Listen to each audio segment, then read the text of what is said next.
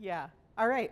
Welcome. It's really nice to see everybody coming here and to talk about skepticism and teaching, a couple of my favorite things. So let's get into it. All right. So 20 years ago, in 2005, I was a relatively new assistant professor here at MacEwan. I had moved across the country for this job after finishing my PhD and my postdoc at McMaster University. My degrees are in psychology, and my areas of expertise, as Rod mentioned, include kind of biological psychology in general, but with a very much an evolutionary focus. So things like social learning, as well as general animal behavior, with some, recognition that humans are one of the species that we can study in that context. So my training, both at the undergraduate and the graduate level, leaned heavily on evolutionary theory, as well as the psychological theories about learning and biological influences on behavior. So when I started the job here, there were a couple of courses that they already wanted me to teach, and by they I mean Russ. He was the department chair who's responsible for hiring me, so this is all his fault. But the first course that I got to develop for the department was evolution and human behavior. And it was followed very closely after that by a comparative cognition class where we're focusing more on looking between a variety of different species, not just humans. And I was really excited and eager to get going. Around this time as well, I was following all the various controversies that were associated with teaching about evolution, both in the, in elementary and secondary schools, but also at the post-secondary level. And it was around this time that there was a trial happening in the United States, colloquially referred to as the Dover trial.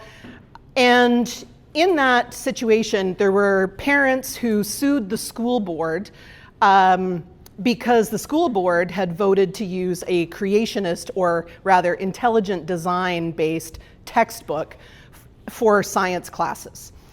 And the parents were successful. The judge ruled that intelligent design is not science, that creation science is not science, despite the name.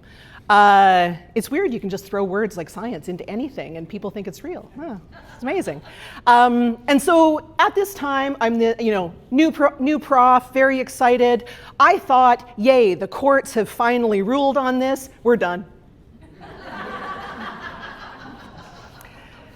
I have learned a lot since the early 2000s. Although the decision was in favor of the parents and against intelligent design in general, it really did feel like progress, but it also stirred up even more controversy. And there were a lot of the creationist types who doubled down on their efforts to have people teach creationism in science classrooms, and they referred to this as the teaching the controversy movement. So their argument was, teach both sides, let the students decide which one is most valid. And although there's an intuitive appeal to evaluating all of the evidence and then coming to a conclusion, I was listening very carefully to a lot of people, big names in the field, who were saying, no, we don't entertain this idea. Because by talking about it, we lend credence to it. And by giving it time in our classrooms, we give them the ammunition that they need to say, look, it's a valid position, everyone should consider it. With that idea that all ideas have equal weight. And so for the first few years of teaching these new favorite classes of mine, I just ignored the creationism issue. I taught as if it didn't exist. And it's not like my classes weren't going well. They were fine. They were good. They got better over time. But I didn't feel like I was lacking in being able to teach students about evolution. But I also realized, based on students coming to my office and asking questions, that they actually were missing something. They would come to me and say, or they acted as if they just didn't entirely embrace evolution as an explanation for the variability on this planet. A lot of them would say, well, it's really cool. I find it really interesting. Everything lines up really nicely, but it's just a theory, right? And so I realized I needed to actually dig into it a little bit. Students would specifically ask me about creationism in my office hours because I didn't touch it in class. And it was there that I realized that, you know what, they actually do need a little bit more on this topic. But I was nervous. I was an untenured, young, faculty member. And I was nervous about the kind of pushback that I might get. So why might I be nervous? I live in Alberta. And Rod already mentioned that Alberta is home to this lovely creation science museum. And I will say, I love Alberta. It's a fascinating place to live for a variety of reasons. If you like mountains and skiing and wildlife and all that kind of stuff, it's great. If you're interested in politics, religion, polarization, the urban-rural divide, it's also a great place for that. If you're interested in dinosaurs, there's been tons of them dug up around here, so it's cool for that. I do not recommend this museum if what you're interested in is dinosaurs. So little tourist pro tip, if you walk outside and go down the street that-a-way, past the giant hockey cathedral, you'll get to the Royal Alberta Museum, and you'll find lots of fun, actual science-based collections, including some cool fossils. So yeah, but I digress. So anyhow, Alberta certainly has more than its fair share of creationists and people willing to yell at you for being an academic.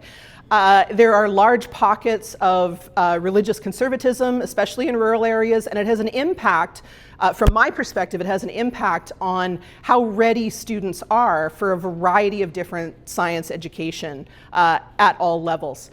So, these groups are disproportionately utilizing religious education, including religious schools that are associated with traditional school boards, but also charter schools and homeschooling. And it should be noted that homeschooling in Canada accounts for a fraction of a % of all primary and secondary education. It's approximately 55,000 students across the country. Like, it really isn't that many. But in Alberta, the proportion is much higher than you find in other places in the country. So Alberta has about 10% of Canada's population, but 40% of the homeschooled population. So it really is a sizable difference. Even outside of homeschooling, Albertans are more likely than the national average to endorse some form of creationism and to say that it should be taught in school. So these data are from a 2019 poll, but these proportions have been relatively consistent for at least a few decades. So anti-evolution folks are not the majority. I'm not going to pretend they are, but they do have an impact. Even in my own department, when I first started creating these courses, one of my very senior colleagues expressed concern about me developing a course about evolution and human behavior. My chair had my back, but what if that other person had been chair? My favorite courses would never have been approved for development. All right, so they were approved, thanks Russ, and I was having a great time with them. So classes were going well, as I said, but I really couldn't shake the feeling that I needed to address the creationism issue. And no matter how much sense it made to them, a minority of students would just keep it at arm's length. So as I said, I would talk about this in office hours, and one of the things that I was realizing was they actually wanted some ammunition for difficult conversations that they were having with their families and with their friends. So they wanted to know how I had made up my mind about evolution. And one of them told me that they would feel perfectly comfortable explaining why Lamarckism is wrong, because I taught them about that as a pre-Darwinian theory. And they also felt comfortable explaining evolution itself, but they couldn't clearly articulate what it was about creationism that didn't work. And so, yeah, I took a deep breath. And I edited one of my lectures. I used the lecture where I talked about Lamarckism. So if you're not familiar, Lamarckian theory, it's an older theory of inheritance of acquired characteristics. So the idea that what you do in your lifetime can get passed on to your offspring. And in class, I explain how you can test Lamarckian hypotheses and what sorts of evidence allow us to rule those out, where a Darwinian account of evolution by natural selection is a much more powerful explanatory tool. So in that lecture, I added a short piece about a few creationist arguments and how they fail scientific hypothesis testing. I leaned pretty heavily on evidence from that Dover trial, especially about irreducible complexity, because it was just done so beautifully. I couldn't improve on that.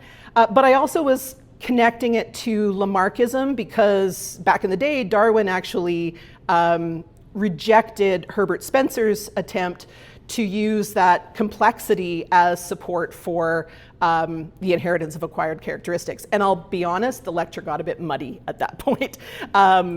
So I revised that subsequently. Anyways, the students, however, were for the most part really enthusiastic to discuss these ideas.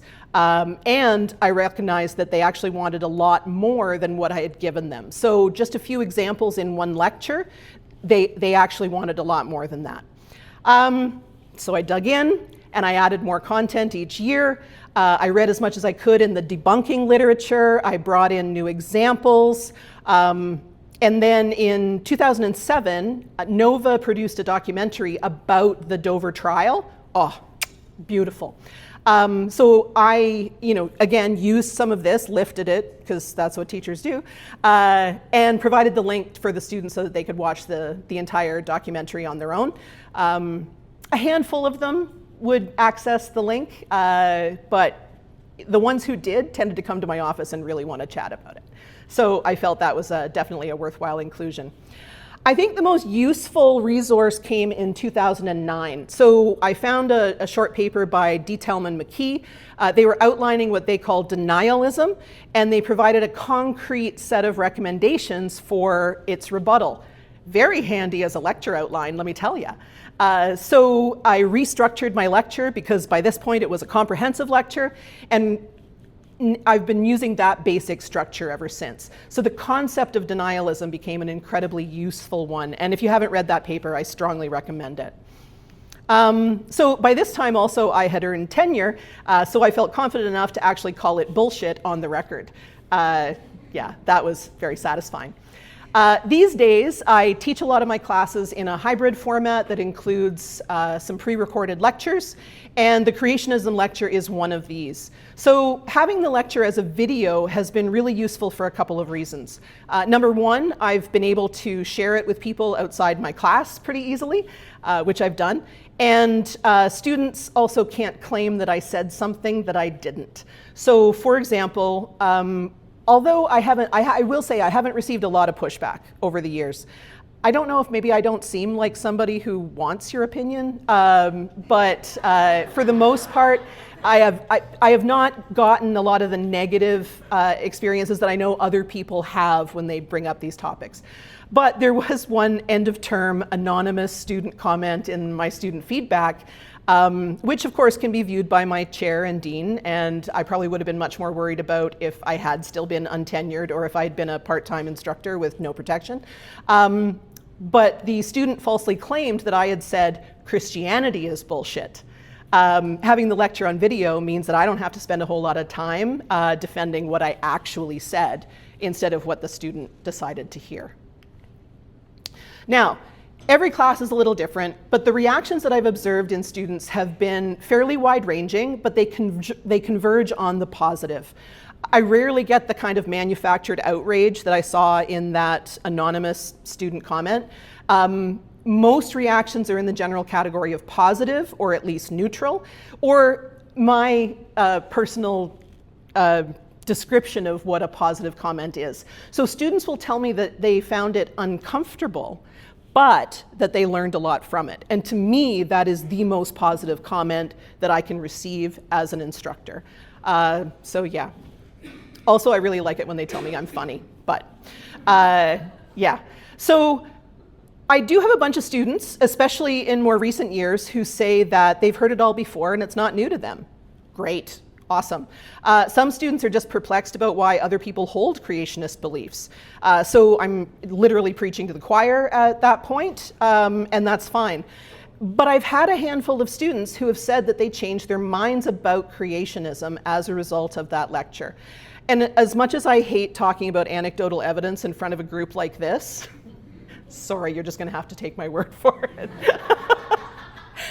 So again, they said that it made them uncomfortable, it made them question things, but they now understand why it's an argument that doesn't hold up to scrutiny. So I take that and I run with it. I do try to focus my criticisms on the specific arguments about creationism rather than on religion in general or on any specific religious beliefs. I do not see any value in mocking religion or religious people. And honestly, it would be pretty hypocritical of me to be using ad hominem arguments when I'm trying to get them to recognize the logical fallacies in another argument. And from a very personal perspective, I grew up in a religious household. I'm an atheist now, but I was not an idiot when I believed in a creation story. And so to suggest that someone else is foolish or dumb or whatever derogatory term you want to use because they hold a specific belief, it doesn't sit well with me. I might tear down the actual thought process or the belief itself, but I'm not going to attack the person.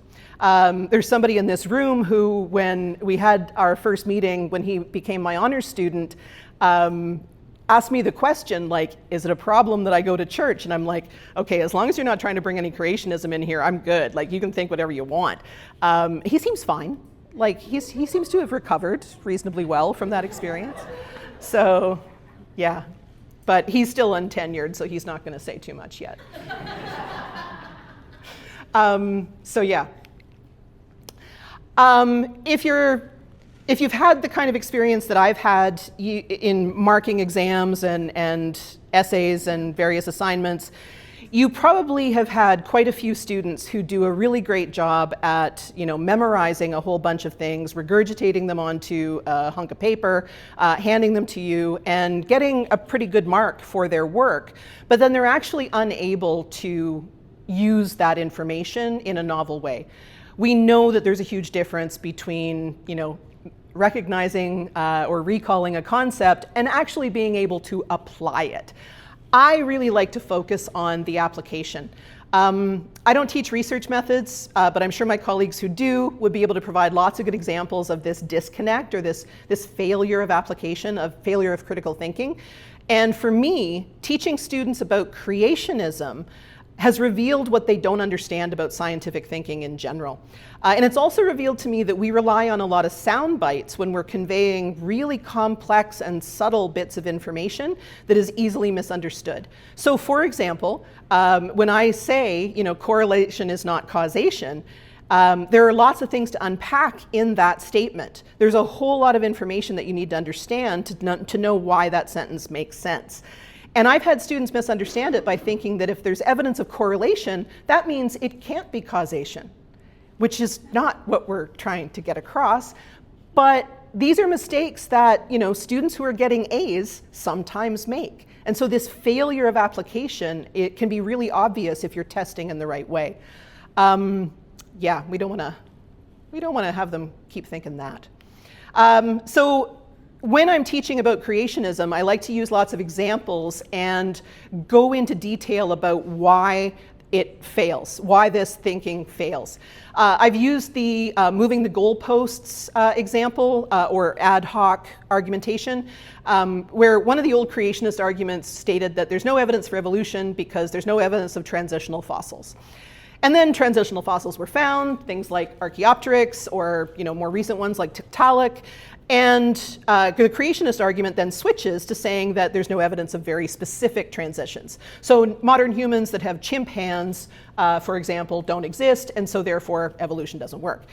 Or Kirk Cameron, obviously a wealth of knowledge on this topic, arguing that because crocoducks don't exist, then evolutionary theory fails. So as I'm explaining this, and I think this example is hilarious, so I'm just digging into it. I had a student, a very brave student, raise his hand and say, but isn't that kind of thinking exactly what scientists do? They change their minds based on new evidence. And I will admit that I was rendered momentarily speechless by that statement. And again, this is a student who, by most metrics that we could use, is a good student.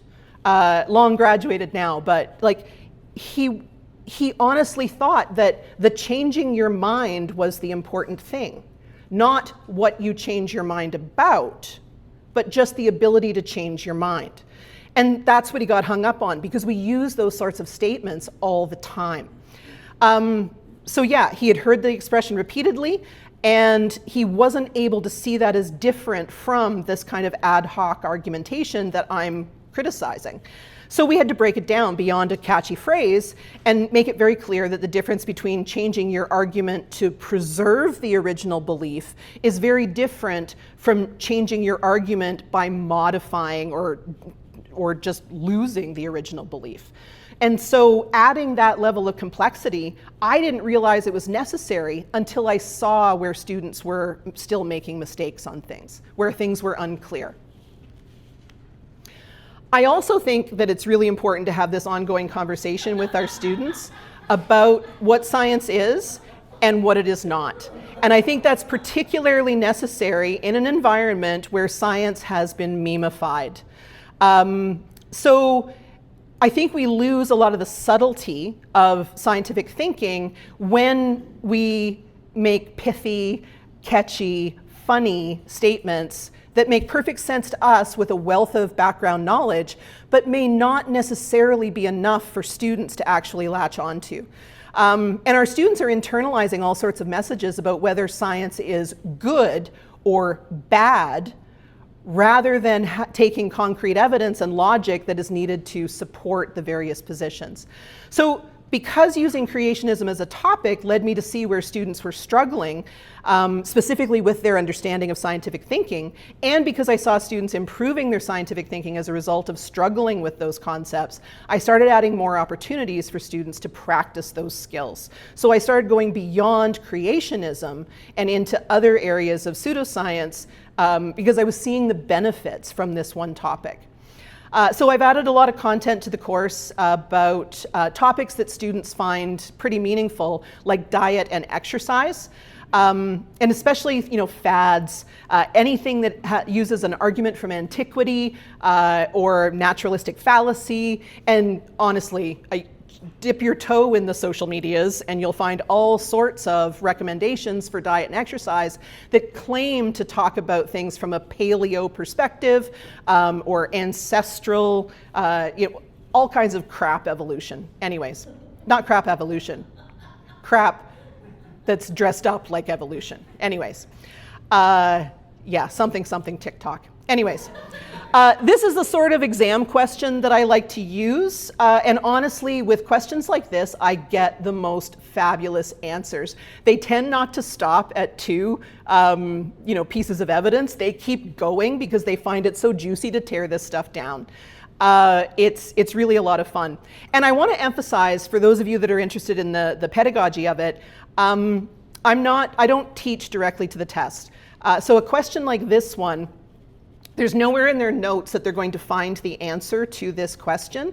What I do instead is I provide a study guide in advance of the exam with questions that are similar to this, so that students have to go through and connect things from multiple lectures. So maybe there'll be stuff about logical fallacies in one that they can connect to the stuff about nutrition research in another, and they can start putting things together. So yeah. They do all this work long before the exam, and I believe that the study questions are way more valuable than any test ever could be. That's a whole other lecture. So I also wade into the sex and gender differences domain, and this is also an area where a lot of my students tell me that they hear some pretty weak arguments regularly. So for example, lots of students in a variety of different classes will hear the phrase gender is a construct, and they interpret that to mean that gender isn't real or that gender is somehow imaginary. And so we need to actually talk about what a construct is.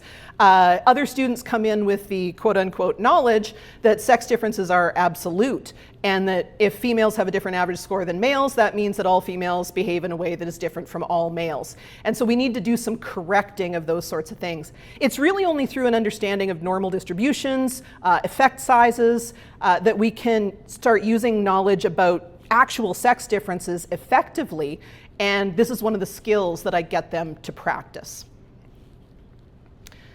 And over the years, I have increased my emphasis on the cognitive errors that we are prone to make. So it's a running theme in a number of my classes.